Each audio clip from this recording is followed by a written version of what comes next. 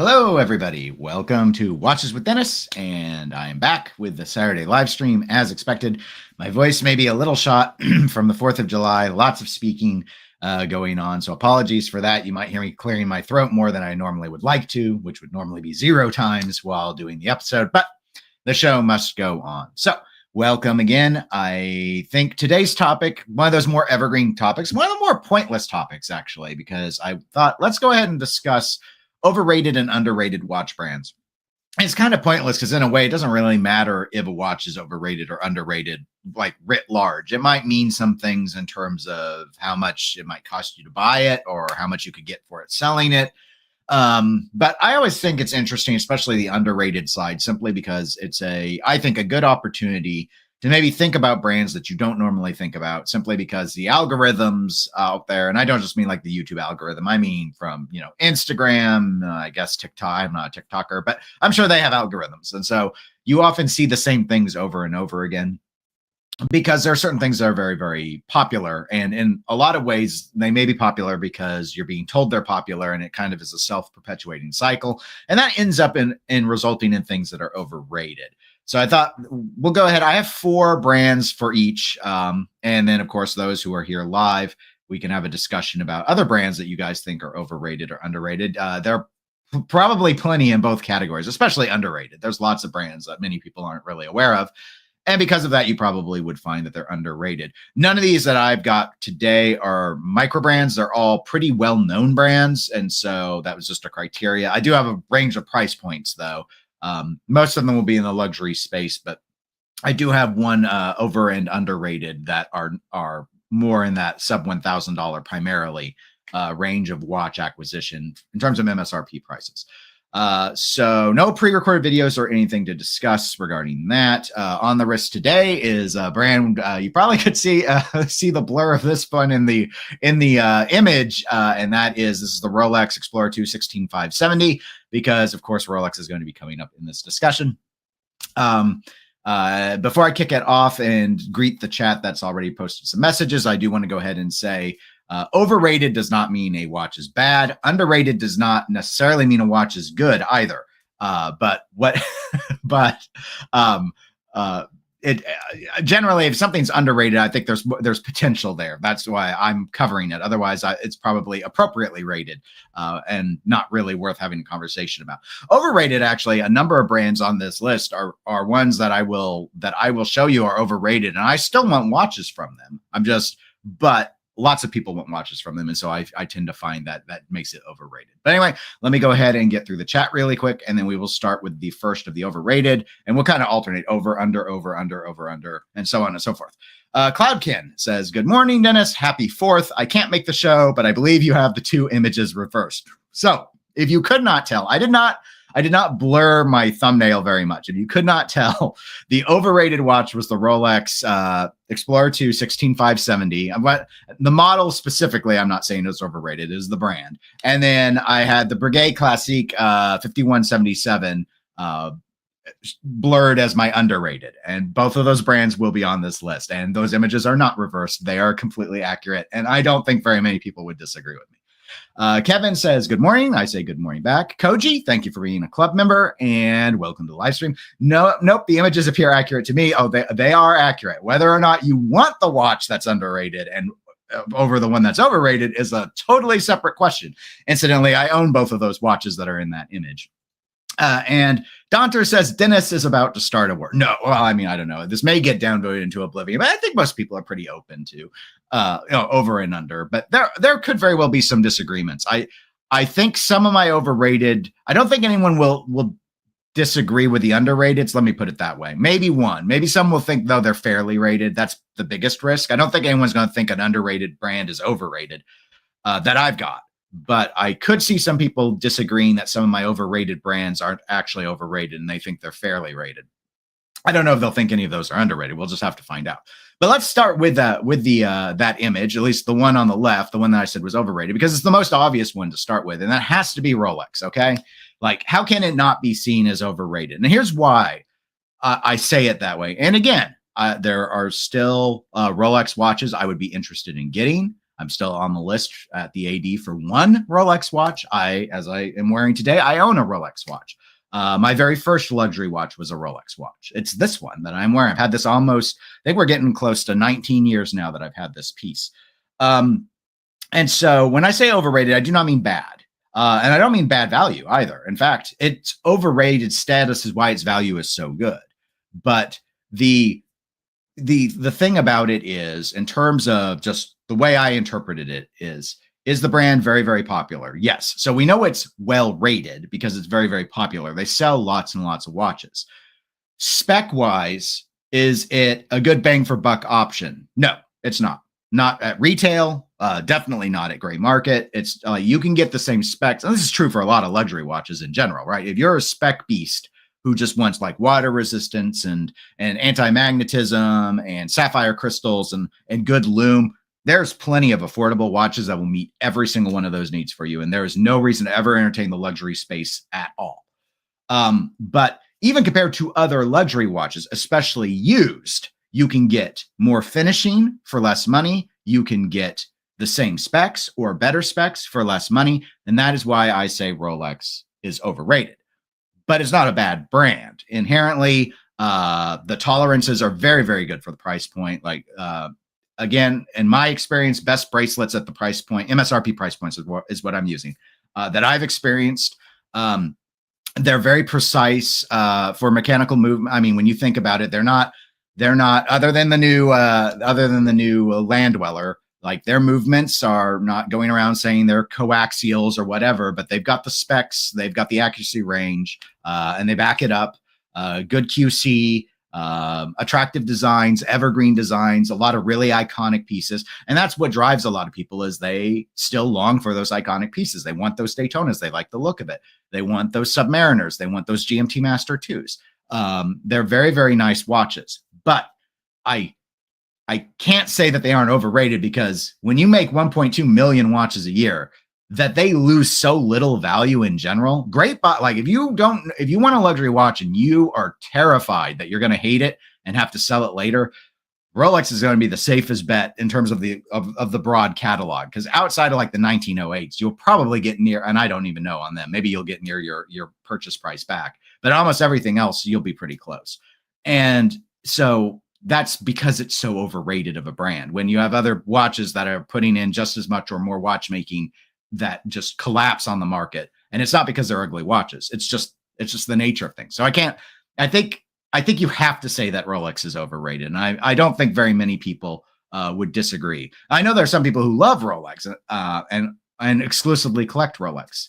And this isn't a judgment on that it's a bad brand. None of my overrated watch brands are bad. They are all brands that I either own watches in or have owned watches in. And the ones that I have owned watches in, I would like to get another watch again. So even I am susceptible to the overrated watch brands personally. It's just that's part of the collecting journey. I try and make sure that, and this is the interesting question to me, whether or not are my reasons for liking them my own. Did I arrive at them for my own analysis, for my own things that I like about watches, or am I getting told to like them and I get told that enough that I start thinking I like them? I like to think I'm not like that, but maybe when I first started, I was more susceptible to that. I mean, when I got this watch, I wasn't a collector, obviously, back then. Well, I guess that wasn't obvious. Incidentally, I was not a watch collector. And Rolex was the only like luxury brand I knew. And that's why I found one used and bought it at a local jeweler, because it's the one brand I knew. And then I got a second one because it was the one brand I knew. It was only after that I learned about there being other watches with a variety of styles, with a variety of additional man hours put into them and all the rest of it. So, and a terrible rabbit hole to fall down, because even when you go into the affordable watches, the next thing you know, you're just like dropping hundreds of dollars on all these watches. So mistakes, as they might say, were made. But all right, let's go ahead and see what the chat thinks. Jonathan, welcome to the live stream, by the way, Jonathan. Not relevant to this live stream, but I would like to see an overrated and underrated watch features. Oh, that would be interesting. I don't know if I do it as a live stream or if I do it as a pre-recorded video. I am working on pre-recorded video. I said last week, someone had asked about my boring watch taste, and if I would basically, it gave me the idea that I should do weird watches that I like. I actually have the list of weird watches that I like. I just need to finish scripting it, but that one won't be a live stream. That one will be pre-recorded. Maybe the watch features one I could do as a live stream. I don't know. I try and only do live stream topics that you guys can interact with really, really well. I think that one could work though. Tuna, hello, welcome to the live stream, and thank you for being a 99 Cent Club member. Jonathan continues, I think the argument for Rolex being overrated pales in comparison to more luxury brands. I think Rolex is pretty well placed in the rated spectrum. Well, in terms of like the luxury tiering, I think people are pretty honest with Rolex. So I'll say that part I think is true. Like most collectors, even Rolex collectors, do not like go and lump Rolex in at the, you know, what Roger Dubuis or whatever is going on, or the Regepes. Like they're not being stupid about it and saying, yeah, this watch is the same as something that's highly handcrafted. I think most Rolex people are pretty, and the price points bear that out. And that's another thing I will say to Rolex's credit. While they're expensive for the specs, their price increases have been far more reserved than many other like what we've seen with Swatch Group and especially Richemont. Like Rolex has kept sanity to a far greater degree than I think a lot of the other conglomerates in the Swiss field that they compete with have. I think the reason, though, that most people don't care about that is because so many of them are still difficult to get at retail. It poisons the entire experience because Rolex, that's the one aspect about the overratedness. It's very hard for me, who doesn't come from a luxury world, I didn't grow up like with money. And so for me, this idea that there are lists and you work your way up lists, not only is it completely, I'm getting used to like the notion of it, but like it's a foreign concept to me that you can't have something even if you have the money to get it. And because it's so hard to get many of the popular Rolex models at retail, unless you've been buying from that dealer for years, or you're dumping tons of money in them, and in which case it'd be more cost effective if you only want one particular watch to buy it secondhand for more money. Like that, no one cares. It's like no one cares that a no date Submariner is under $10,000, you know, versus a Blancpain, which 50 fathoms, which is going to command like over 15,000. Like nobody cares because you can get the Blancpain at retail and you can't get the sub at retail the day you walk in unless you have some relationship. And that, so people don't see it in that same lens, but Rolex actually, in terms of MSRP pricing, has been relatively restrained. But then there's also the people that were 5-digit Rolex buyers who then saw the price spikes on the 6-digit and they're like, they're restrained in terms of their inflation, but they when they made that jump from tool to jewelry, and a lot of people feel that jump happened from the 5-digit to the 6-digit, that they kind of lost the plot then, or just I would say embraced a new plot. And their new plot is we're bling, but the watches can still technically function in all the ways they used to. So it's interesting, but again, another aspect to it of being overrated is, well, when I mentioned the 1.2 million a year, the other side of the luxury thing to me is some people won't even call Rolex luxury. I will, because it meets my base criteria of what I consider to be a luxury purchase. However, it is a fair argument or a fair question to ask that if you're making 1.2 million of something a year, is it really scarce? And the answer obviously is no. And thus, if it's not scarce, can it really be luxury? I think that's debatable. But they make so many of these that the value retention is so high, speaks to the status of the brand. But with this many out there, it doesn't make sense for the status to be that high. They're not that far above their peers in terms of quality at the price point. You could even argue in some instances they're inferior. And so because of that, I think that means they're overrated. Scotty Pinball on live stream says, I will admit I'm swayed by ads and popularity of Rolex. Good morning, Dennis. Oh, you're doing your shorts today. Good morning. There, that's as good as I can get. Let's see. Donter says, this could really turn into a rating on goods versus bad watch marketing strategies. Good leads to overrated. Bad leads to underrated. In fact, you've probably saved me 50 minutes more of discourse, Donters, because fundamentally, that's probably the biggest thing that determines if a watch is overrated or underrated is the marketing. Let's maybe broaden it a little bit. It might not just be the marketing in the sense that what the company does, because some of it could just be the sheer momentum that happens because the public is broadly pushing something forward. For example, they're not in the list today, but let me give you a hypothetical. Christopher Ward. There are a lot of people, at least on YouTube, who talk up Christopher. I've never owned a Christopher Ward, so I can't, and I've not even tried one on, so I can't comment on their quality or anything along those lines. But there's a lot of people that push Christopher Ward. Is that Christopher Ward's marketing? In part, because they get their watch out to a lot of people to try and stuff, but is it also that there's a community that really happens to like them and they take them and they kind of little guy them, like, hey, we got to go for got to cheer for the little guy, right? Got to get the little guy. And then the little guy approach happens, and then you end up having an upstart get a lot of attention, and so on and so forth. Like, maybe there's a better example, because Christopher Ward's actually not a particularly small company. Let's think about Studio Underdog, right? Was Studio Underdog really, really good with their marketing to make them such a popular micro brand when that Watermelon Series 01 came out? Or was it just people were like, this is really quirky looking, and then there was like this grassroots promotion that the brand didn't even plan on or even was really responsible for, and it just sort of happened? I don't know. I think that's more lightning in a bottle if it indeed happened that way, but it would be a hypothetical because that I want to throw in addition to marketing. Rolex is very, very smart with their marketing. But at this point, a lot of Rolex is just legacy, right? Like I've questioned how much they would have to market to maintain their status, because I personally don't run into Rolex ads very much. It's still, for me, that I don't care about the Mount Everest story, but I remember that Sean Connery and in some movies, Roger Moore wore Rolex watches, and that's just a mental touchstone for me just like the Seamaster with Pierce Brosnan on for Omega. Again, I just think about it. So it's one of those things. But I'll start rambling down that rabbit hole. But I think Daunters, I think you're onto something with that. I think that's probably a very, very big factor. Skylar, welcome to the live stream. Stopping by to say hi, and I'll catch the replay later. Okay, well, goodbye, Skylar. All right. Daunters adds, but maybe social media is its own animal and hype can fly without marketing dollars. To an extent, but I do think effort needs to be done for there to be a high degree of success, would be my guess. Koji says it's artificial scarcity to me in terms of Rolex, hence the overrated aspect.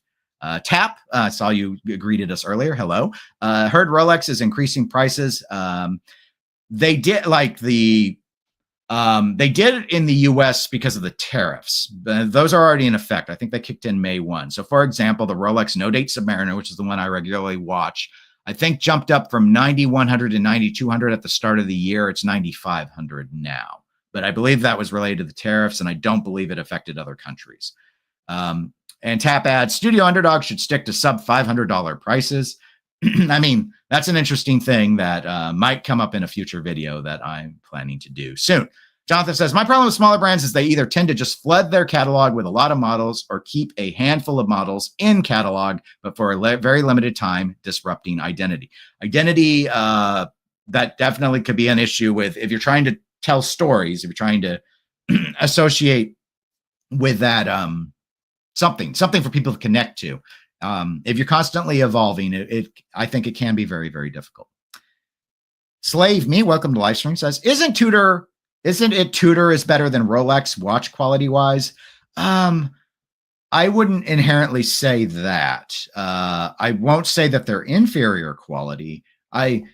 Again, it's tough because Tudor used to just basically be Rolexes with third-party movements in them. Now they have their own identity, which leans more into kind of the historical catalog.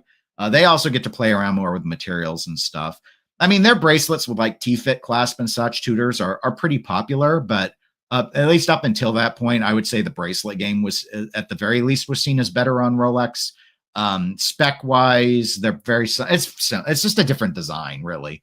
But overall, my guess would be there's probably more QC that goes into Rolex. At least I would hope so, given the price delta between the two. But I don't know that for a fact. I don't own any Tudors anymore. I used to own some, but they were very nice. They were very accurate, sorts of things. But it also depends on the model. So Slave says Tudor has Kinesi movements, and people said Kinesi movements are superior than Rolex movements. I hadn't seen that myself, but it depends again on the model. Like the Tudor 1926 is still using Solitas, Ebosh Solitas. They're being modified to some degree, but Solitas nonetheless. And then Tudor also has its own in-house, I think, movement technology that they use in certain, so maybe that's the Kinesi stuff. And then there's the stuff they shared with Breitling. So for the chronographs. So there's just different things that they've got depending on which watch you purchase. Tuna says strange. In the real world, they say that Roger Moore was a fan of Tissot. He might have been. I don't know. I have no idea. Tap says Kinesi is a shared movement. Rolex has in-house. Breitling also uses Kinesi. Okay, good to know. I don't know much on the Kinesi side other than I knew they were involved in some way. All right. We spent 20 minutes on Rolex. So if we're going to keep this show moving, I got to jump us somewhere else. All right. Zenith. So let me go to the first underrated brand. Now, these aren't always apples to apples. Like Rolex is the overrated version and Zenith is the underrated version of whatever theme of like sports watch or whatever it is. But I kind of grouped them to a degree, but not really. Other than if you want a Daytona looking watch, you can always go and get one of the chronographs from, not the chronograph original, but you can get one of the chronographs from Zenith. So, all right, Zenith, why are they underrated? This is one of those brands where they have such a good reputation and nobody cares. Nobody cares about Zenith. And I have a Zenith. Not this colorway, but I have one of the Chronomaster originals. But you hear all the time about the El Primero. It's a very very, very respected automatic chronograph movement. Rolex even used modified versions, of course, but used versions of that movement for quite a while in the Daytona until they went full in-house. And so now you've got this mix of stuff, but Zenith is trying, but you can tell they're underrated because, again, not saying one should get watches because of value retention, but value retention can be a very good way to know whether or not a watch is over or underrated. Because underrated watches, you can get really good deals on used or on gray, which is the latter is how I ended up buying my Zenith. And in fact, it's even cheaper now than when I bought it. And I paid, thousands less than retail. And the issue is that it has no retention. They fall through the floor. They struggle to sell. Their identity is maybe a little bit muddled. They kind of walk two lines. And that's why I want to point them out, though, is because they do a lot of interesting things. The stuff that you typically hear about, I feel, is the vintage inspired stuff like this. Like what you see here are the Chronomaster original on the screen. But then you've got the Defy lines. And the Defy lines, they can do some pretty wild stuff in the Defy lines. Yeah, look, there's a Defy Revival here, which is a throwback look. But these other designs like this Chronograph 160th that's not a historic looking watch. This is a modern design trying to do something. And they've tried to do a lot of stuff. Actually, we go and explore the Defy collection. There's a lot of really playful stuff. I don't personally like a lot of it. Like, again, I'm very, very boring when it comes to most watches. But you have all sorts of weird skeletonization. They do really interesting, like different movement combinations, movement speeds. Even in their baseline El Primero stuff, lots of 5 hertz movements, which is a space basically no one plays in besides them and Grand Seiko on the regular at this stage. Just they got a whole lot of stuff that they try out. They have a lot of wild looking watches, and then they have a lot of stuff that's really vintage historic. They do a lot of non-chronographs, but they're really known for chronographs. But so you've got a lot of flavor in here. The catalog's actually way bigger than you might think, because I think most people, when they think Zenith, probably just think Chronomaster, and that's about it. They have all pilot watch collection and everything else. And honestly, their chronographs are very, very attractive. Again, the sports, these Chronomaster sports look very Daytona-esque, probably to Zenith's detriment, quite frankly, because it kind of felt like they were chasing someone else's legacy. Or you can go more like the Revival line, which are back catalog style. Let's play up the vintage stuff. It's this collection that's really famous, but even within that, there's a lot of stuff. Okay, you have things that look like modern Daytonas. You have things that look like really classic late 60s Zeniths. You've got ladder bracelets and just weird decisions that it's like, do people want ladder bracelets? I don't know. I tried one on. It's pretty comfortable. But so strange look. It's really 70s look. Just they're all over the board. And that's probably part of the reason why they're underrated is they're all over the board because they can't They can't find a path that's really working out for them.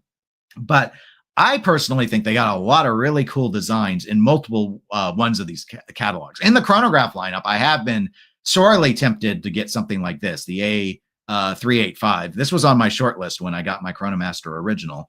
Ultimately, why I didn't get this one. And again, like you can find these like over 3,000 off gray. And if you want to get one used, they're going to fall through the floor. They hold no value. But I got the other one because I had the more modern version of the El Primero movement. But I just think it's a really cool, funky looking watch. And then likewise, I look a lot in their Defy line because they've done a lot of really interesting things. Like this Revival isn't really my cup of tea, but they've got some other stuff, just like the Skylines and things where it's like, this is just, it's an interesting way to approach a watch. You know, you got small seconds hand, but at the 9, not very many brands do it. You know, they're trying stuff. None of it's really working, but they're trying stuff. So anyway, I think it's a good example. It's a famous brand. It's a legacy brand. It was a brand that was probably always better known for their movements, but unlike JLC, Zenith just doesn't have it. Like they're just underrated. Their watches don't really get much respect. Or you'll hear people talk about them, but they don't put their money where their mouth is and they don't buy them. I don't think they're like, we don't know, but I don't believe they're like Carl F. Bucherer, where it's like nobody buys them and they're going to go out of business. But it's just not clicking for people for whatever reason. So let me see what you guys think. Slave says, is Zenith just a nostalgia brand now? No, it's a mix. I think their most successful models lean into the nostalgia and heritage lines, but again, they do have collections where they try and be more experimental. Maybe it's too experimental. Avant-garde is risky, and I'm not a good person to ask about it because I myself really struggle with a lot of avant-garde design. I tend to like more staid looking watches. So, but they do try. They do try in both camps, which is more than we can say for a lot of brands.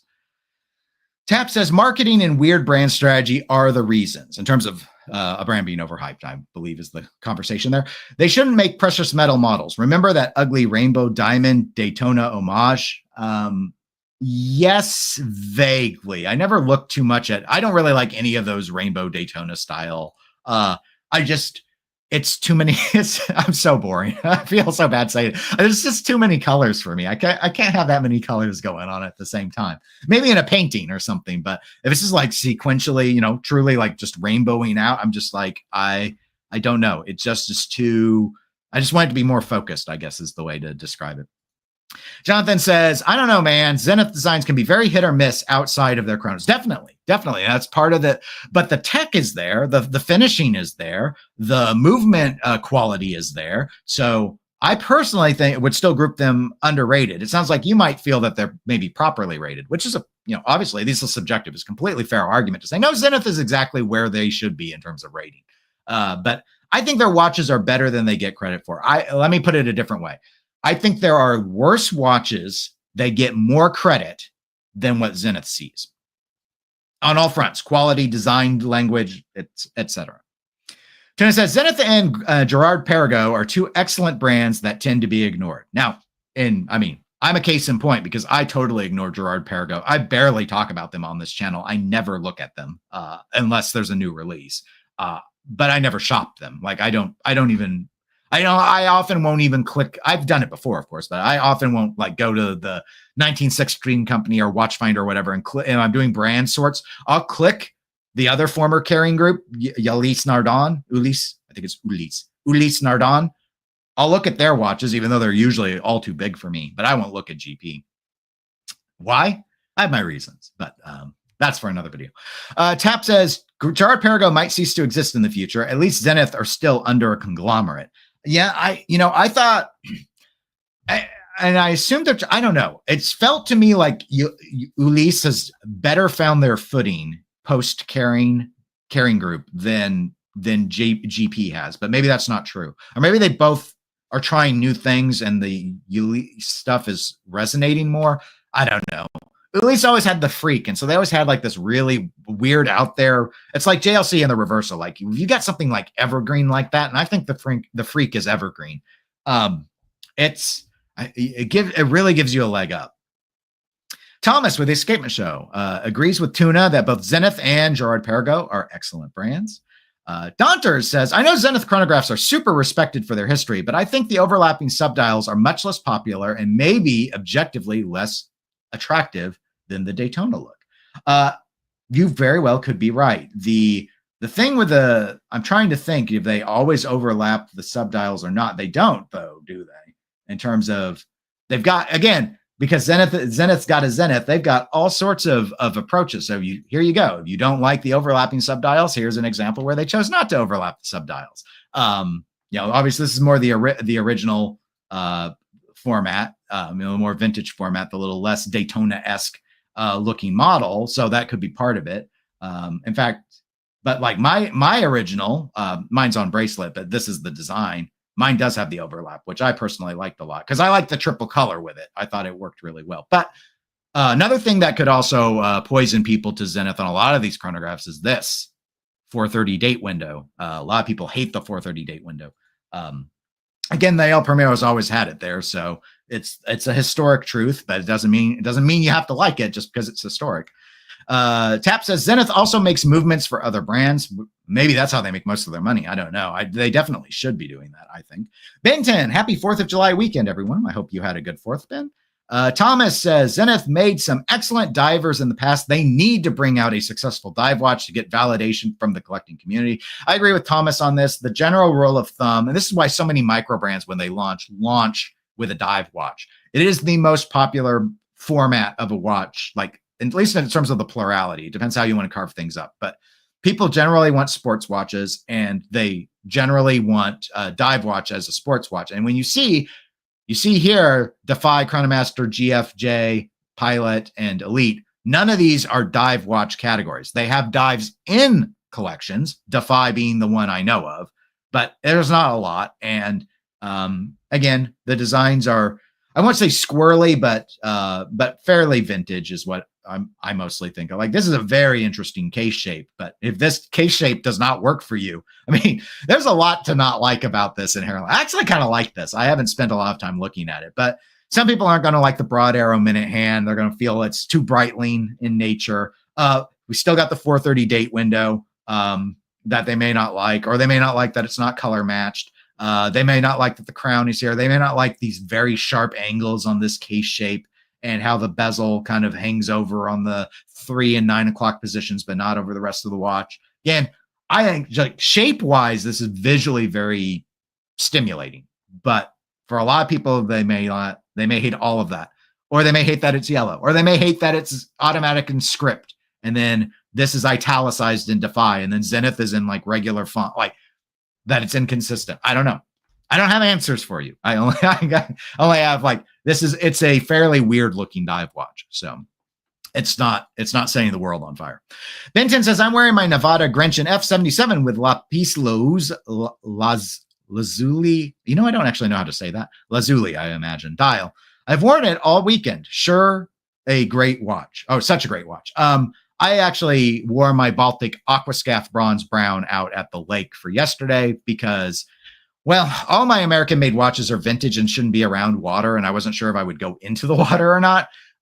And Baltic being a French brand, and the French were a key source of assistance to the Americans during the Revolutionary War. So that's the closest I could get to a patriotic choice. It was that or my Spiro Agnew watch, and those don't like to be around water in any way, shape, or form. Tuna says, Maurice Lacroix produces some more upmarket models that get little attention whatsoever. Ben says, I tried on a Zenith Defy. It was very light, but I didn't like the bracelet design. And he says he doesn't like the design of the new Girard-Perregaux Laureato, but would like to try it on. And thinks that GP's alarm watches are fire from the 60s and 70s. Slave says, Alpino watches have the 430 date window. Also, I think it's all right. Even some Seikos have the 430 date window. I actually think the 430 date window, I actually respect it quite a bit because I think it's a very bold choice. It's actually being committal. I think the 3 o'clock isn't inherently a nice looking placement, but it's a very common placement. And a 6 o'clock is a very nice looking balanced placement, which also suggests that someone didn't put any thought into it because, I'll just stick it at the 6 there. Now I don't have to think. But again, it looks good, so I don't want to be too harsh on it. It's watches. We want them to look nice, but there's no requirement that every element have to be super thought out. But I still can't help but when I see a date at the 6, I was like, okay, you didn't want to be controversial. You wanted to play it safe. Thomas says people shouldn't take the Daytona as a benchmark chronograph. There are so many chronographs that came out before it that don't have overlapping subregisters, such as the Navitimer and the Speedmaster. Tap says Zenith released a dive watch, but it was expensive and the watch market conditions are not great. And that for him, the 430 crown is what messes with his OCD. I had a Seiko Turtle though with a crown like that. It was really comfortable to wear. So I can see why the look, especially as much as it juts out in this image, can be off-putting. But I do find that they can wear very, very nicely. Slave says there should be a 9 o'clock date window. I bet that'd be awesome. I have seen some watches with them, and Slave does like the 430 at the crown, and Joel loves the 6 o'clock date windows. Again, they're always balanced, so it can be a pretty smart option. Okay. All right, we're again. I'm not doing pinball today, so I've got time and we go long. But all right, we spent way more time. Okay, I guess this topic actually works for people. So we spent way more time on Zenith than I thought we would there too. All right, so let's jump to another overrated brand, and this is the one where I'll get objection anytime I'm mean to Omega. I hear about it, but it's so famous. I have to say they're overrated. It's Omega for my next one, and again, I've owned an Omega. I had an Omega Seamaster 300M. I am still interested in getting another Omega. I would like to get another Omega. And I see Jonathan's probably was typing this before I spoke about show us the Omega and Grand Seiko. Grand Seiko is not on my list. Had I gone to 5, I did think about Grand Seiko, but I thought actually I would rate them as properly rated at this stage. But that could be debated, obviously. So why is Omega overrated? Again, let's get back to Daunter's point about marketing. A lot of it's Swatch Group's fault. Like all the eggs, not literally all the eggs, but almost literally all of the eggs are in the Omega basket. It feels like Swatch throws a little bit of money at Swatch, non-Swatch Group, just Swatch watches to promote whatever, bioceramic tie-in to a luxury watch that they've got because, hey, they had that big hit with the Moon Swatch a few years ago. And they throw a little bit of money at Tissot. And maybe a tad at Hamilton. But other than that, the rest of the catalog feels completely neglected from a marketing standpoint, and definitely Omega gets the most marketing. However, the tie-ins don't always work all that great. You got all these like Olympic tie-ins. I don't know if anyone really cares. There's the James Bond tie-in, and there's a lot of question that's going to be continued in the future. Of course, there's the NASA tie-in. They lean into the star, and it's so smart. Because it works, especially the Moon stuff.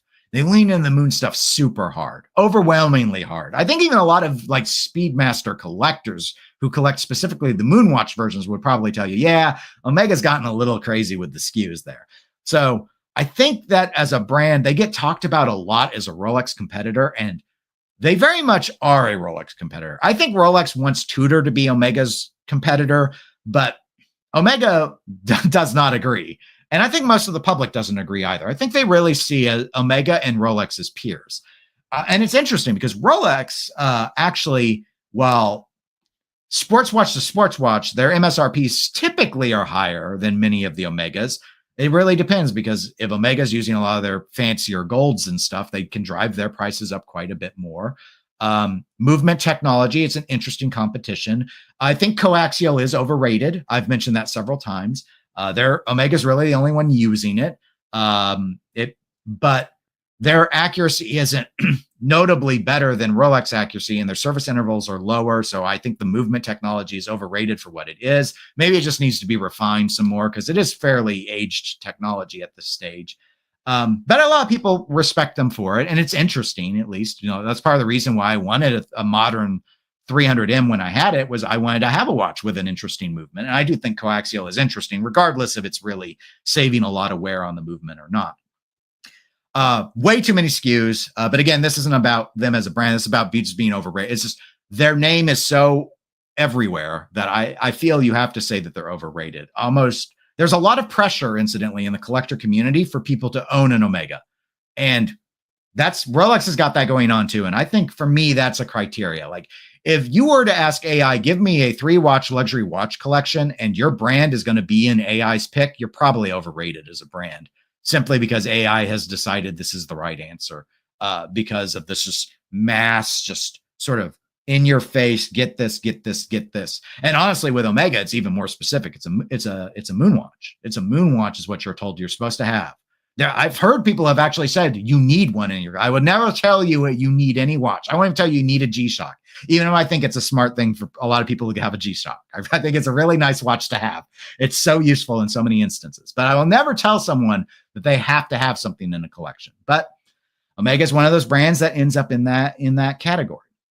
So overall, very famous brand. A better watchmaking, incidentally, than Rolex. Like they can do some really high-end stuff. No one can afford it, but they have the chops. Whereas Rolex does very basic movements by and large. Not much gets more complicated than the Sky Dweller out of Rolex. Whereas Omega will do chiming. They can do chronograph repeaters and all sorts of really, really fancy stuff. That's not why they're overrated, though. It's just the ubiquitous nature of the watch. They're easier to get than Rolexes, and a lot of people push people really, really hard just that they have to own Omegas. So again, not really the brand's fault, but I think you have to say that they're an overrated brand. They're definitely not underrated. I can't think of anyone who's just like, oh gosh, I wonder what that Omega's doing lately. They drop a lot of releases. They're in your face a lot. So, but nice watches. And I've mostly been leaning, if I get back into the brand, into the Constellations, actually, because I think it's a very interesting integrated look that doesn't look like any other brand, really, brand's integrated watch. But right now I'm telling myself I don't need more integrated sports watches. I have one is plenty. But I still find, again, just because something's overrated does not mean it's a bad watch. Omega makes a very, very, very nice watch. In a variety of formats. They got plenty of options for people to choose from. But if you go to a place where people are going to wear luxury watches, you're going to run into a lot of these. And so the brand, I just think gets more than enough attention as it stands. So that's my initial take. But we'll see if how much folks online disagree with me. And people watching the recording can always post your disagreements as in the comment section. I will go back and I will read those. All right. Slave says, I can see there'll be a saloon brawl fight with this date window discussion. Possibly. That's nothing gets people's dander up quite as much as date window placement and whether or not you have a date window at all. It's one of the most controversial, but I think most people do it in good fun. Like we all know we have our own subjective taste there. Koji says, Grand Seiko used to be underrated and now it's tipping towards overrated. So that means it's properly rated, right? They used to be seen as good value. I think that they've realized they were seen that way and their pricing is much more in line with everything else. That's not really an overrated, underrated thing, but that's what I was thinking of when I made my comment earlier about why they're not in the list. Doctor says, I love when Dennis trash talks Omega. A guy I don't like loves them, so the trash talk makes me happy. Look, just like how a lot of people hate Rolex because they know someone out there who's insufferable and owns one. It's not. I know plenty of people are nice people who have Omegas. And again, I had an Omega as well. The reason I got rid of my 300M, I guess I don't really talk about that much because why would I? I didn't like how it wore on the bracelet, the non-tapering bracelet. So I usually wore it on strap, like third-party strap, but I ultimately was just like, I wasn't wearing the watch very much anymore. It's a relatively thick watch, not surprising. It's a dive watch. And I was just like, I just don't really care for how it wears. So I sold it and that's what happened. And then I've checked out the Constellations in store and I'm like, they wear a lot better for my wrist size. So I think if I were to get another like dive oriented one, I'd do an Aquaterra. I think I could get a better sizing, a better fit. And don't they taper the Aquaterra bracelets? I think the Aquaterra was maybe the better answer for me. But again, the power of marketing, the power of the overration. What was the model I thought of? Seamaster, because I still remember all those James Bond movies I watched, which featured Seamasters. And I still love the look. I think it's a great look. A lot of people hate that helium escape valve, but I will not trash that helium escape valve. I think that is a key component in 300M's aesthetic design, and they need to keep it. I think it looks good. Tap says, I like Omega. You're I think you mean committing. Committing is cardinal sin. Overexpensive, yes, but has prestige, history, and desirability. Don't compare it to Rolex. I can compare it to Rolex, Tap, because if it was as desirable as Rolex, they would sell for more used than they do new, and that's not the case. So, I mean, they're very easy to get, not just in store, but used and on gray, which I love. I love having, like, that's how it should be for me for watches. But you could point to those things and say, because of that, it's not overrated. Because it sells for so much less used, it's not overrated. But it's not just the value equation. The Swatch Group puts everything into the Omega basket, everything. And I think this is not a criticism of Omega. It's a criticism of Swatch Group, because they have other really good brands that could do. I think Swatch Group could make more money if they advertised Omega less and advertised some other brands more. And we're going to jump to one of those other brands after I get through these comments. But because I think overall, Omega, in a way, like Rolex, its name is so synonymous with certain things at this point. It doesn't need this level of advertising. It's so famous. It can't drop advertising outright, but you don't need 5 James Bond editions a year as Omega, and it's showing. Their sales are slipping. They let them cook. They got good watchmakers, and throw some of that other money in some of the other Swatch Group brands that are really suffering. Omega is not. Their sales are down because the market is down. It's not that the watches got bad or anything. Slade says Omega is just an expensive Swatch. I mean, in a literal way, I suppose, but Swatch designs are typically more playful than Omega designs. So on an aesthetic level, I will disagree with that. Koji says modern Omega equal overrated, vintage Omega equal very underrated. Well, I've never owned a vintage one, but that may very well, I don't know enough to comment. So it may very well be true. Tap says Tudor cannot compete with Omega. Luxury market is all about reputation. I do agree with that. I don't think whatever Rolex may want Tudor to be, it is not an Omega competitor. Tuna says, true, Dennis. Omega is the spoiled child of Swatch. They really have flogged the Omega theme to death. I think they just don't know what else to do. Art of the Clown says the coaxial movement is spectacular. The concept of the movement, I think, is interesting. My problem, it's not really a problem with the movement. It's a problem with how it's marketed. I've always heard it promoted as, because I know Tim Mosso's really praised the coaxial as well. It's been promoted about how it mechanically functions, reduces wear, I think in the palate area. Okay, great. But from a consumer standpoint, I should be rewarded for owning it. And by rewarded, I mean I should see a longer service interval. But Omega doesn't even match Rolex's service interval of 10 years. In fact, Oris's in-house movement has a 10-year service interval. Maybe these could last 10 years. I wish Omega would say it, or actually, I wish they would say the coaxial has an 11-year service interval. So then they could be point to something and say, here is how awesome this movement is to the end user. Right now, it's more of this movement is really awesome on a conceptual level. And if you're going to nerd out on the engineering, you will love it. But from a buyer's perspective, there's no value in having a coaxial movement, because you can get just as well regulated movements that aren't coaxial, and you can get other movements that are in-house from other brands that require less servicing on paper. And that's what's going to matter to more people. So that's my thing with coaxial. I wished it had really been able to show like this doubled the length of time between services or something. That it uses less oil isn't particularly interesting to most buyers. Hagfish, welcome to the live stream. I would allege Omega to just being. Excuse me. Let me try and read this again.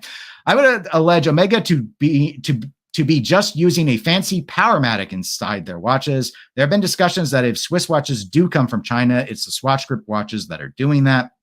I haven't read too much up on it. I think the coaxial is a good selling, like a branding point for Omega that does distinguish them from all the other Swatch Group things. So again, there's a market there that is interested in movement stuff. It's not the majority of the market, but there's a market there for them to be able to push in on with that. Kind of like when they rolled out Spy Rate. I thought we'd see more watches by now with the Spy Rate, because I think showing that engineering chops that a lot of other brands just don't have.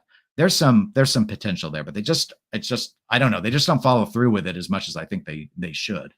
Scotty says, side note, Tudor team just finished 5th in the first stage of Tour de France. I don't watch Tour de Francing, so I don't know anything about that. Dennis's shoulder chip, according to Thomas, is Omega watches are too thick. I do think they should have thinner watches, but my understanding is the actual size of the coaxial movement. A lot of people blame the coaxial movement, and I have as well, but technically they could get them thinner without changing the movement. I just wonder maybe it would be easier if they would make, I think it's probably time for coaxial to have an update, like how El Primero's had an update. I think they could probably do a lot with the technology, and they've learned a lot over the years, and surely they've recouped the R&D by now. That I would like to see a new edition, a new iteration of the movement. Junior says hello. I say hello back. Trap Vision, hello to you as well. Medgas guy, I have the 1998 50th anniversary of the Seamaster GMT on bracelet. Well, I hope you enjoy that watch. I think Omega's broadly, I can't tell you, other than like one of their like Annie-Digi things, I can't think of like an ugly Omega. I like almost all of their dial designs. So aesthetically, they're right up my alley. To be fair, Speedmaster moon watches, they're, I like boring watches, but I've never really been able to resonate with that dial. It's too staid for me, as amazing as that is. But I don't know. But everything else, I pretty much like everything on the screen here. I like all of these looks. Dante says, agree with Koji on vintage versus modern Omega. I want me a pie pan. Their pie pans do look good. I think most of their DeVilles look good right now, too. I know the pie pans weren't DeVilles, but... and Trap says, I'm sure that I'll have an Omega at some point, but there's too many interesting options out there. They do have a lot of SKUs. Okay, so I mentioned Omega being overrated, and I did some loose grouping because I want to group swatch group. Here's what I meant. So let's take Glashütte Original as my second underrated. This is a case in point. Like the prices MSRP on it depends on the models, but these are within like Omega and Glashütte aren't all that far apart. Glashütte puts a lot more watchmaking into their watch. It's not a dig on Omega. Omega does, they have their approach. They mass produce very fine luxury watches. Glashütte depends on the model, but you can have like hand engraved balance cocks. You've got more refinement to the movements. There's more hand finishing. There was an article, I've talked about it several times. There was an article a few years ago that broke down the average. I don't remember how they calculated it. I'll need to reread it. It's still out there. I found it a few weeks ago, but they basically took like the average in some capacity watchmaking hours that went into each brand's watch of most of the popular luxury brand. I mean, your Rolexes and Omegas, you had your Breguets and your Patek Philippe's and all that. And Glashütte Original was in there. And the thing about Glashütte that stuck with me, and just like Omega, I used to own a Geo. I don't anymore. They were one of, on the little graph where they would graph number of watch person hours invested in a watch and price of the watch, MSRP price, I believe. This was one of the best bang for buck watches. And just like Zenith that we talked about earlier, these fall through the floor. You want to buy one used, you will save a tremendous amount of money on almost any of the models. And likewise, they're readily available gray market other than some of the limited edition pieces. But there is so much going on. I just recently talked about them before. I mean, you've got Senators, you've got the Pano line, you've got the 70s chronographs, and you've got the 60s throwback models. They got all sorts of really funky. I mean, they got some funky stuff here, but they've also got some really elegant things. So, they do all sorts of. I talked about how Omega has watchmaking chops. They'll do all sorts of high-end things on occasion. Geo has high-end stuff too, but they actually have it more readily available in terms of you'll see more watches at more approachable price. Now, granted, tourbillons are tourbillons, and they're gonna, when they're Swiss or German, in this case, tourbillons are gonna run you quite a bit of money. But you got all sorts of really, really fun complications going on these watches. Salmon dials and beveled edges and blued hands and all that stuff. And again, like one of the things that I like so much, you'll see in these Senators, you'll see them in the Panomatic line as well with their Pano date, their big dates. I talked about it recently, but these discs for the date window, they're on the same plane. They've not like Longa. All Longa and Zona had to drop their disc down lower so that they could overlap them, and that bothers some people visually. It's sort of like an OCD thing. These exist on the exact same plane. They were able to get both discs to operate the same level of the movement. That's pretty impressive. Not to mention, unlike a Langenzone, if you like some of this design, maybe not the center design, you more of the pano lines, like asymmetry stuff, you can get them in steel. Like Lange does steel, but not on most of their models. Glashütte puts almost every watch that they've got, even if it's precious, there's usually a steel version of it as well. So you save a lot of money or get something that you want to hold up a little bit better. Fascinating things like chronographs with big dates and just funky designs like this, just really, really, really high-end watchmaking. I don't know anyone who thinks Geo is overrated. That one might not be objectively arguable. I definitely think they're underrated. You want to know the last time I saw, you don't care, but let's say you did. And I was to ask you, do you want to know the last time I saw a Geo ad? And you go, yes, Dennis, where was that you saw a Geo ad? My answer would be, I've never seen a Geo ad. The closest I could ever tell you is I saw a TV show on Amazon Prime called Bosch. I don't know if you've seen Bosch. It's a police procedural style detective show. I read some of the books when I was younger. Anyway, there was a season where there was some people that were stealing from wealthy homes, and they were, in some instances, they stole some high-end watches.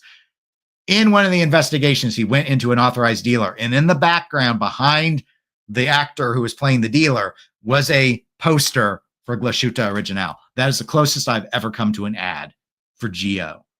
I don't remember how I learned about Geo in the first place, but there's some serious watchmaking there, some really, really refined watches. They don't look anything like Omega. So it's interesting. Again, Swatch Group is a group and they have different approaches. So, if Omega's not your thing, this might be a brand to take a look at.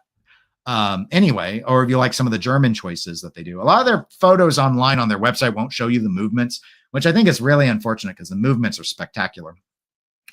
Especially for the price point. Some of the best movement finishing I can think of at these price points. But they do a lot of really, really intricate, interesting things.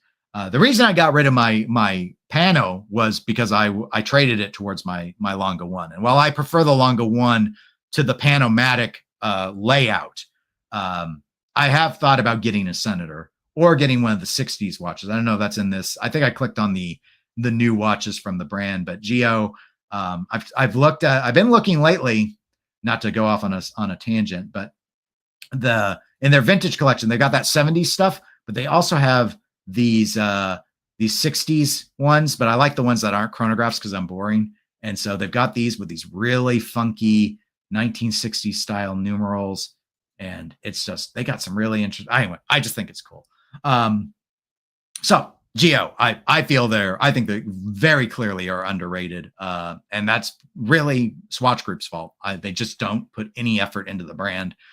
Even though the brand continues, like their watchmakers continue to work, they come up with new things. I really like them. I really respect them a lot as a brand. So I think they deserve more attention, but definitely not everyone's cup of tea. So let's see. We've got Prost. Welcome to Livestream, by the way, saying great points. That might be the chat's points and not mine, but whoever deserves the praise, let it be known. Koji says, in my observation, the glib Glashütte Original is second-rate Lange is made by people who have no experience with either brand. Yeah, the only reason I think it happens for two reasons. One, they're both German brands. So, I mean, and they are in the same town. Don't get me wrong. And then the Pano line being an asymmetrical German watch with a big date and, a sub-dial with the hour minute and a sub-dial with the small seconds. They both do that. So, but they're completely different placements. I mean, so for those that, because I don't have Lange loaded up as a discussion today because I don't think it's over or underrated. Just as like on the standard Lange 1, roughly speaking, their big date's going to be up where this moon phase is. Where their date is where the power reserve is going to be.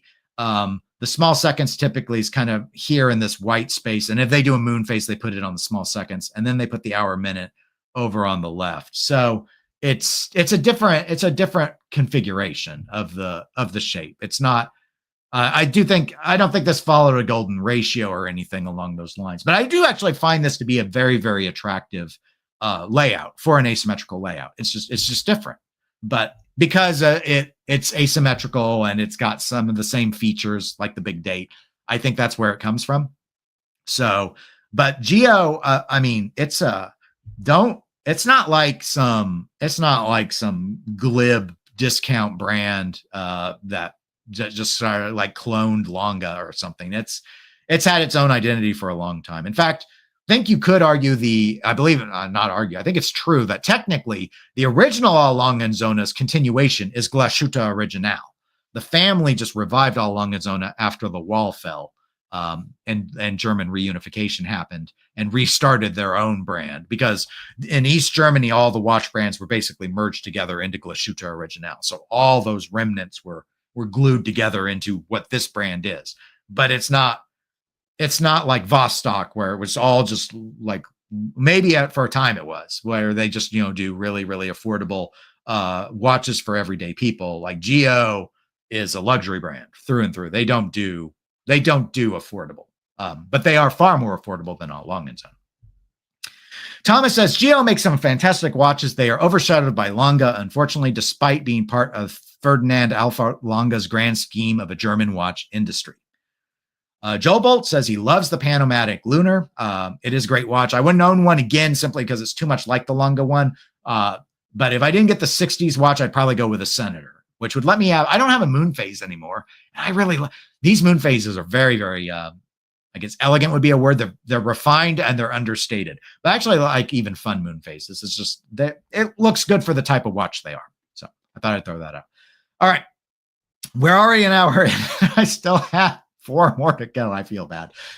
So anyway, always just log off if you're no longer entertained. All right, let's do some more affordable brands. So third overrated brand, Seiko. And again, overrated doesn't mean bad. I own 2 Seikos, and I've owned another one that I got rid of my my Prospex because I wasn't wearing it enough, but it was a very comfortable watch. Seiko, again, it's like, when people are starting out, I feel it's overrated because I feel like we almost always shove everyone into Seiko initially when they start collecting. And to a degree, I totally understand doing it because the microbrand space is confusing. People might want to try the watches on first. So Seiko's a really viable option to be able to find in a lot of even like mid-size and smaller cities. So there's a lot going for it to let people, and there's a huge variety, lots and lots and lots of SKUs. But oh my gosh, what the QC stuff going on lately. Collectors know about it, but it starts frustrating new people that get stuff and they get mad because the chapter rings aren't aligned or the bezels don't quite align. They're all over the board on the price points. You've got the Seiko 5s, which remain by and large quite affordable. You have the Prospex watches, which some are pretty affordable, and then there's some that are like over the $1,000 mark. And then you've got stuff like the King Seikos, which are flirting with the price points of Grand Seiko. Like you're knocking on the door of the quartz Grand Seikos at that point. They turn out a lot of watches. And again, much like Omega having a lot of SKUs, it's not having a lot of SKUs, I don't think makes you an overrated brand, but it's a brand that has this huge legacy of being this massive, in a lot of ways, quirky watch creation company. And they still do some quirk. They still have a lot of watches. They turn out a lot of stuff, but it's kind of just, again, I find it disjointed. But for me, the overrated aspect of Seiko is simply, again, it's not the brand's fault. Fundamentally, it's our fault. We shove people into Seiko. It's like, you got to have a Seiko. Just like I mentioned how everyone tells you got to have a moon watch. It's like, there are a lot of people say you have to have a Seiko. Everyone who collects has to own a Seiko. No, you don't. You don't have to own a Seiko. But we try and pigeonhole people into certain brands, and this is one of those brands where I feel people get sent down. This is one where if you were to ask AI to build me an affordable watch collection of 3 watches, I almost guarantee you, no matter which AI tool you use, a Seiko will be one of those 3 if you give it no other parameters. Maybe that's not true. I'm making that up. That is my guess because Seiko is so ubiquitous with watch collecting. And so I just think for that simple reason, it has to be overrated. Has to be. In fact, Seiko of the Seiko empire, the Seiko conglomerate, is the only one that's really overrated. We talked a little bit about Grand Seiko earlier, being borderline. I think Koji was kind of like they're on the cusp of being overrated from what was once underrated. And I think Grand Seiko is appropriately rated. I think you could argue that Crador is underrated, but Crador really only markets and sells regularly in the Japanese market. And so those of like me, since I'm not in Japan, that, that's almost out of sight, out of mind. That's kind of like Union Glashütte. Union Glashütte doesn't sell in the United States. They don't have a single authorized dealer in North America, to my knowledge. But definitely not in the US last I looked. So again, I could find them on Chrono 24, but it's not a brand I ever really think much about because I can't readily get a hold of them. But I'm going to go ahead before I catch up with chat and say the one I will say is somewhat underrated, even though we talk about it quite a bit. Excuse me, I must have a drink. From the Seiko empire is Orient. This is the one I think some of you might disagree with me about them being underrated. But other than the Bambino coming up, the Bambino comes up anytime someone asks for an affordable dress watch option. But to me, I see a surprisingly limited amount of people encouraging people to explore Camasos or Canos or really anything that doesn't say Bambino on it. And Orient has a tremendous amount of watches. They have their own in-house movements. They are more expensive than what Seiko once upon a time was, but by and large, they are more approachable than almost any Seiko watch other than a number of the Seiko 5s. So you can see very competitive pricing, interesting movement choices, or I should say interesting dial choices that they can do with their movements. I mean, it's not just dive, boring stay at dive watches. I mean, you've got stuff like this. I mean, the name RAAK0011D30B doesn't exactly roll off the tongue, but that's pretty common with Japanese assignments of how they classify their collections. But look at this weird thing. You've got Roman numerals for the hour markers around this dial. Then you've got a wide panoramic date disc. And then either this is a moon phase or more likely a day-night indicator, because I see the sun. I'm sure it's a day-night indicator that rotates. And then you've got a pointer day of the week, which in and of itself is interestingly configured because they put the Tuesday on the inside of the small subs of the subdial because of the accommodation of the hands. So it's a weird-looking watch. Like that's a pretty funky-looking design. Is it my sort of design? Absolutely not, for a variety of reasons. But again, they do a lot of stuff. And when people start talking Seiko, they almost all a Seiko group. We talk Seiko and we talk Grand Seiko.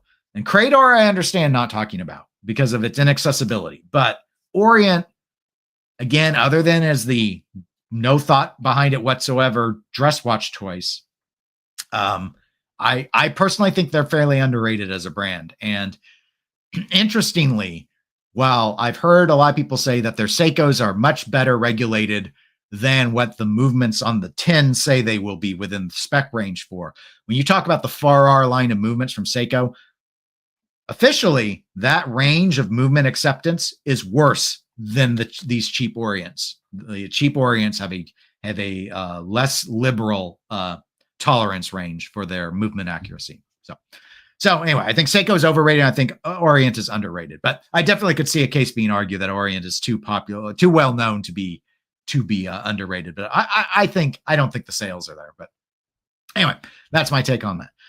All right. So what do you guys think? Slave says Seiko sucks. I think you said it with that aggression, so that's why I added that. Their 4R movement is crap, and you can find them on $1,000 watches. Even their 6R movement is crap, and you find them on $1,500 watches.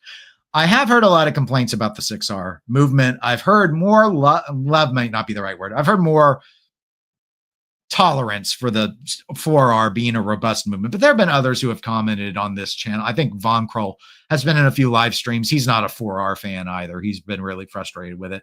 I've not owned a watch with a 6R or an 8R, so I can't really say too much about either of those. My 4R movements I've owned have worked and have been within the spec tolerances. So again, I've only had 2 that used 4Rs, and one of them is the one I sold. Jonathan said, if only Seiko would put more care into their movements accuracy, it would look far more interesting. Yeah, I kind of wish they would, because I feel like that's where the micro brand market's sort of eating their lunch. Is Seiko just feels like they just can't be bothered to have people regulate the watch movements after they're cased up or whatever. And if they would just invest a little bit more time, I think they could advertise tighter tolerances and it would make their watches look a lot better, but they don't, so they don't. Hello, Ristful Ignorance. Glad you were able to make it. I'm running a little long today. Koji says, King Seiko is overrated. Sorry to say. I love the aesthetic look of so many King Seikos. Not really the one I clicked on, this like purpley thing, but some of the other ones I really, really like. But when I saw the price tag and I saw the movement in them, I was like, absolutely not. I'd rather just go buy a Grand Seiko used. Jonathan says, also, why increasing prices? I think most brands are just increasing prices because they're selling less watches. And in the case of Seiko, I think the challenge that they have is they're losing market share. That's my theory. I don't know if it's true. I think Seiko's losing market share to smartwatches. So they've always been popular with collectors, but there was a audience of people that would buy a Seiko because they just needed a nice watch to wear around, and that was that. And now instead of buying that, they're buying a Garmin or an Apple Watch or whatever. And so Seiko needs to make up for that in some capacity. So I think what they're trying to do is they're trying to get a mind shift amongst people who still buy mechanical and quartz watches. And the mind shift has to be Seiko's going to be more and more upmarket. And then they don't have to sell as many watches because they're going to sell fewer of them at higher price. So, but they realize you can't just instantly say, you know what, we were a $350 watch company and now we're a $1,500 watch company. So they've got all these stratified tiers.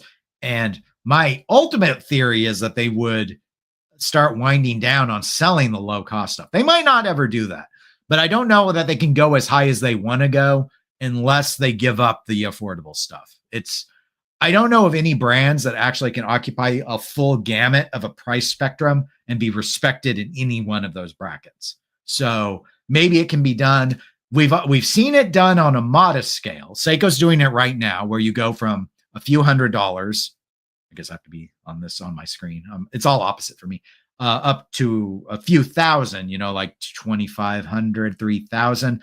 Christopher Ward kind of does this, right? They still have their dive watches and stuff that operate under 1,000 US. And you've got things like the 12 and the Belcanto, which end up being a few $1,000s.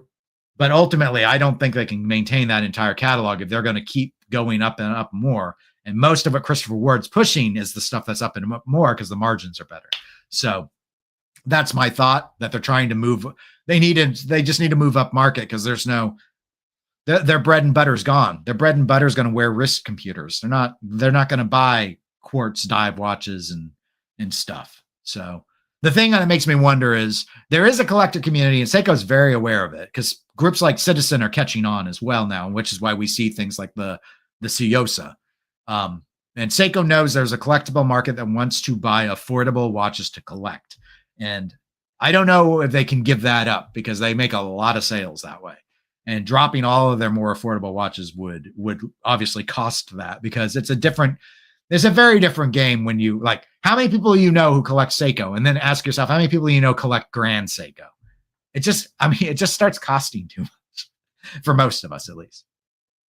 Koji says Crador is all over the place, so it's very hard to properly rate them. Yeah, I think Koji's not meaning all over the place in terms of locations to buy. He means in terms of what they build, because you go on Chrono24, you will find a few $100 quartz Cradors, and then you look at the fancy Ichis or whatever they are, the hand painted porcelain dials like MSRP at $40,000 US. I mean, they have a really, really broad spectrum that doesn't make much sense. The reason is that they've done different things in their history. They're not still, to my knowledge, making that quartz affordable stuff that they used to, and there's a lot of it. So again, I think the Japanese ethos of what the brands could do is very different than what the Swiss ethos has been, which isn't surprising. They're different cultures. Tuna says, that is the Orient Sun and Moon. I have one, but rarely wear it. That's because it's underrated. If you would wear it, maybe it would be properly rated, Tuna, but you're not doing your part. That's all I can say. Slave says, all this Seiko talk is why I rely on watches with Solida movements. Squale, Doxa, Alpina, Zen, to name a few. They're the best of the bunch of automatic affordable watches than whatever Seiko sells you. That's interesting. I actually have not owned a single one of those brands you have named. I have thought about Doxa and I've thought about Zen. I haven't looked too much at Alpina. Versatile Ignorance says the King Seiko Vanek is using an 8R movement. Is that a decent movement? It is. Is it priced too high? I don't know if it's priced too high. It's priced high, though. I don't know about its quality. I know it rates better than the 6R. Slave says, my point exactly. Seiko started as a $350 watch company, and now it's a $1,500 watch company. That's like buying a Toyota for the price of a Porsche. It's a fair analogy. It's a fair analogy. Hackfish says, there's no value for money on Seiko like they used to. Like Slave says, it's like buying a Hyundai. Toyota is good for the price of a Porsche. So, okay. Points have been made. I think there's a lot of support that Seiko is overrated. Okay. I felt good about that one. My last two. All right. My last overrated one is Cartier. Again, I've owned a Cartier at a Santos 100. It's not saying it's a bad brand. I've been interested in getting another Cartier. I thought about getting another Santos, in fact. A smaller one. Those 100s were some massive watches. Cartier, this one I was torn on this one. But again, I'm remembering that my title was overrated and underrated. And I came back to the same thing about why I overrated the Omega and I overrated the Seiko. If you were to go in, and Rolex for that matter, you go into AI and you say, give me a 3-watch luxury watch collection AI. I'll tell you exactly what I think it would give you. If you gave it no other parameters, like maybe you said, give me a respected, like one that people would know. You're going to have a Rolex, either GMT Master 2, maybe the Daytona or the Submariner. That'll be one. Omega Moonwatch. That's got to be one in there. It's got to be in there. It's like one of the most iconic luxury watches there is. And then Cartier would either give you a Santos or a Tank. And those are like the 3 luxury watches. Like if you, I want to think, I feel bad about this. So I think there's one of the editors at Fratello. I think it's Fratello, where like he got asked, or he was doing a podcast or something, or it was one of the YouTube videos. And they were talking about like ideal watch collections. And I can't remember which one it was, but that was like it. It was like, and someone even called them out in the comments on it about hey, dude, this like, you are the AI of watch collectors. This is like the most boring AI driven, stereotypical but I think that tells you a lot about what would be seen as overrated. A stereotypical luxury 3-watch collection, especially if you put in the parameter, each watch must be from a different brand, I think is going to have an Omega, it's going to have a Rolex, and it's going to have a Cartier. And then obviously my 4th one being Seiko, it get kind of dropped out because it's not seen in luxury, but that's a different argument. So Cartier's big strength, of course, is their design language. But if we want to go beyond just like AI-ness and people knowing the brand really well, they had a period where they leaned into movement tech and stuff. But unlike Omega, they don't, and even on the Land Dweller with Rolex at this point, like Cartier doesn't really do much in the way of movement anymore. They're not really trying on the engines. And so when you start talking about the engines in their watches, they're pretty pricey for, like, you're paying a lot for the Cartier label. I'm not going to totally throw them under the bus because no one really has a design language like Cartier in my view. Yes, the Tank and the Reversal look pretty similar. Everything else out of the Cartier catalog, I think, is pretty distinct. So again, I'm not saying it's a bad buy. Overrated doesn't mean it's a bad buy or a bad deal or a watch you shouldn't get. And I'm still drawn to models in all of these. Even Seiko, I still have models I like, that I like the look of, that I would like to wear, that I'm not willing to buy for whatever reason. And so, Cartier is that way. I like Cartier as a watchmaker, but I can't say they're underrated. I can't even say they're properly rated. I think they're pretty overrated. And honestly, when you think about it, are we really surprised? What are the 3 biggest Swiss turnover sales groups at this point? It's Rolex number 1, Cartier number 2, and Omega number 3. So even just off of that, we could say those are the overrated ones because they're the ones that sell the most. And so they're the ones that are around the most. And that's what people end up turning to. So it's just math if you go like that. I try to be a little more, not math driven, just a more of a subjective take on my analysis for it. But that's basically what it is. And again, very well promoted brand. Cartier benefits in their marketing strategy, of course, because they're so well known as a jeweler, and their respect as a jeweler kind of spills over into their watchmaking.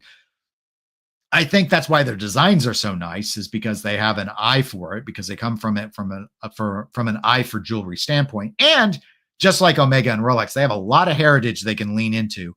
I mean, if you're like me, you are probably getting tired of constantly reading about the dirigible and Santos and how he needed a wristwatch and all. Like, again, but what else are you going to do? Story's got a story. Omega got to talk about the moon. Rolex got to talk about Everest. It's how they all are. So, because stories sell.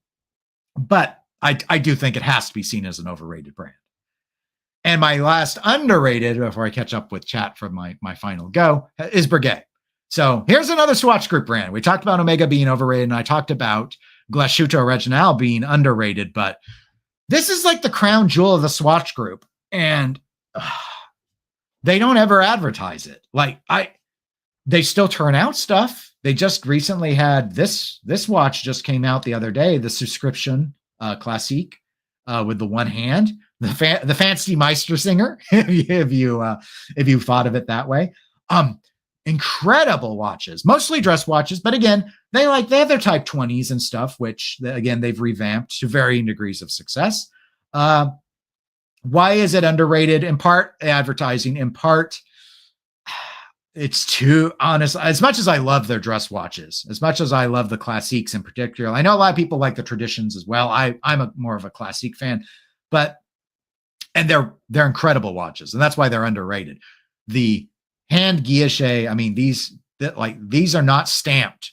Like Patek will stamp Calatravas, but these are engine rose engine lathed guilloche, hand guilloche dials. They do the same on the rotors. There's tremendous movement finishing, and it's underrated because these things used are like half off MSRP. Tremendous value loss. So again, and I have a Breguet Classique. I have a 5177, and I think it cost 55% less than retail or so. I don't know, but it's like gold rotor, hand engraved, gold dial. These discs are gold. They just paint them silver after they're done because that's what you do when you're Breguet. Hand finishing beyond GO. And of course their MSRPs reflect that. But you can get so much of the Breguet catalog at MSRP price for GO because people don't keep them. People don't want them. They hit the gray market because the ADs can't sell them. And they have these beautiful enamel dials. So much watchmaking. I mean, this is not like a super fancy movement. This is a very basic model. Probably retails around 25,000 or so would be my guess. I could take a look in a moment. Here you go. Gold case. Look, they are beautiful watches in all ways. I think the brand is too fuddy-duddy. I like that this stuff exists, but everything looks old-fashioned out of Breguet. And so I think that's a struggle for them in order to find market share. But likewise, I don't really see Swatch Group advertising the brand. So, all right. So this is 30,700. That's how much this one is. So 29, you go through and it depends on what the dial is made of and stuff will influence the things, the prices and things like that. But one of the most historic brands, I mean, you think about brands that date back as not much. I mean, like Vacheron goes back further. There are a few brands that are older, but I mean, it's horribly mismanaged. But in this case, I'll blame the designs a little bit simply because there's just too much that's too old. They've leaned so much into a heritage that most people just do not care about anymore that I think it's held them back. I think they need more sports watches and they need them to look more modern, and maybe that gets them a new audience. It's tough to say.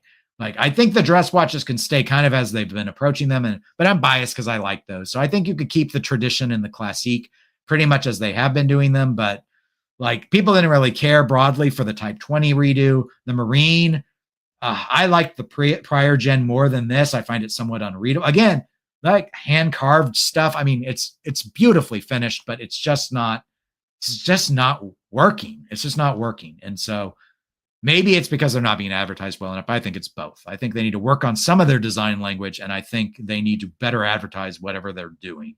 And then hopefully they'll be able to drag themselves back up into some semblance of success. But anyway, that's my fourth and final underrated brand. So let me go ahead and see what you guys are at here. There we go. I'll go to Jonathan. Good point, Slave. This is still back about the Seiko stuff, but it's undeniable that you have put a lot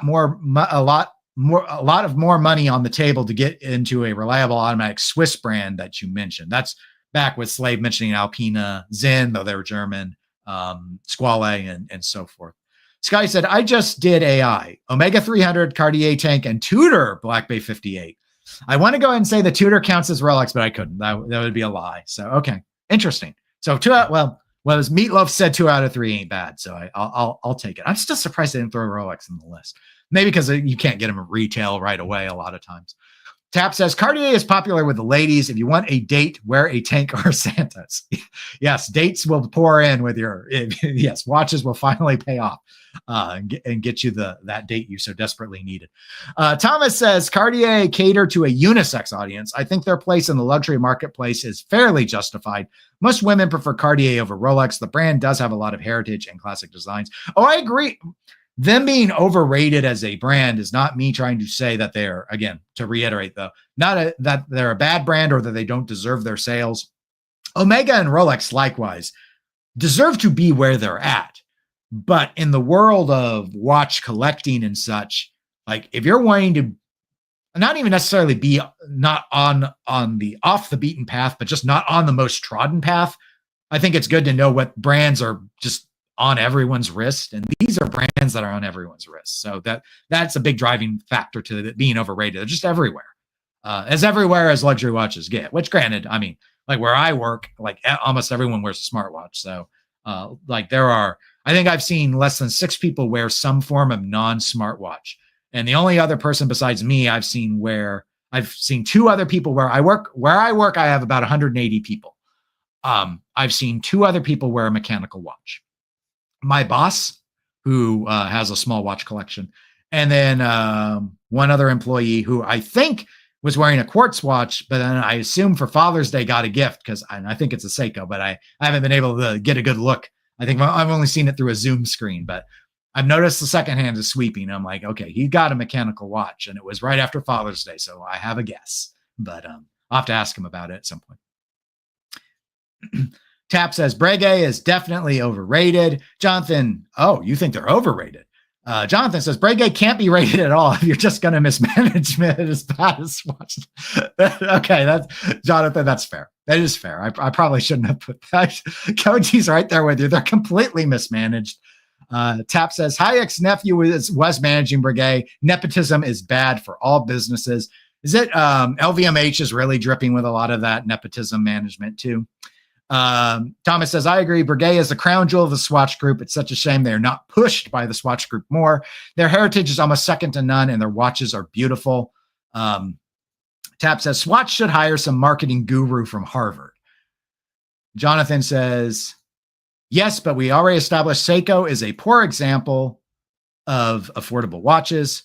There's some discussion about that going on. MCART, welcome to the live stream. I really like Nomos as they are excellent brand and offer very good value. Their design of lugs is not everyone's cup of tea, but they have a unique design.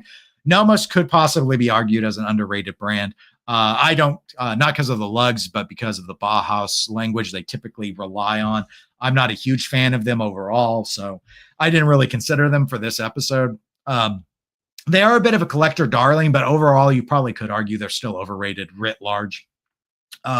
Very nice movements though. Especially if you want to get something in-house. One of the more affordable luxury in-house movement brands that I think has a movement worth looking at. Jonathan says, agrees with Slave. I guess I'm trying to say a lot of entry Swiss brands you mentioned are also considerably marking up their prices. Take Zen for instance. Of course, Hackfish points out that Zen is German. Thomas says, Seiko still have a huge fan base. Most Seiko fans I know are buying used. Inflation is a killer, and prices of old are bound to increase, unfortunately. Again, Seiko can be readily found gray as well for significant discount. And the two types of collectors that are like unit brand collectors are predominantly unit brand collectors that I know are Rolex collectors and Seiko collectors. And they're more Seiko collectors, but unsurprising because they're more affordable. But it's very common. And if you've already started it could be hard to say no to wanting to continue, even if you disagree with some of the brand's particular decisions. Koji says, a bit niche, but I feel that LUC Chopard is underrated. I thought about including them, but I didn't want to. I lean so dress watch heavy on so much of my discussion because that's what I wear a lot that I didn't want to make this all. I already felt a little bad already including Glashütte Original, which, okay, I guess they're mostly sports watch, but I think most people view the Senators and Panos and as dress watches, even if they're on bracelets. And then Breguet and Cartier. Again, they're kind of dressy watches. So I didn't add them in. Couple other brands that I thought about. I mentioned Grand Seiko. I was on the fence about maybe declaring them overrated, but I didn't feel like it was quite there yet to be able to make that claim. They're definitely not the secret bargain that people used to talk about when I first started collecting. So that was one I considered. I also put a lot of thought in doing some more affordable and like doing Certina as an underrated brand. So that's kind of a few of the other things I had thought about, but let's see here. Jonathan says, outside of topic, but thoughts on the Miyota 9075 movement. Looking for a nice true GMT, really digging Vier's a G5 steel. I have not had 9075 myself. I have one. My Aquascaf has a Miyota 9000 series. I know broadly speaking, the 9000 series is a respected movement, but I don't know opinions on the GMT, so I will not provide one because I don't have an opinion on it. So sorry, I could not help. But all right, this one went way long. Gosh, I thought I went far further than I thought I would, but I probably should have done 3 of each. Nonetheless, thank you. So many people were on live. I didn't know if July 5th would be popular, if everyone would be recovering from their 4th of July fireworks festivities. But thank you, those of you who were able to tune in live. And thank you for all the feedback, for those giving their thoughts, their disagreements, and suggestions on what makes a brand over and underrated. I thought it made for a good discussion. If you're catching the recording, you can leave your thoughts in the comments. Always appreciate that. And I should be back next Saturday with another live stream. I'm trying to think. I have a work conference coming up, but it won't interfere with next week. It might the week after, but I'll touch closer on that on the next one. But otherwise, thanks so much. I hope you all have a really good weekend, and I'll talk to you all next time. See you later.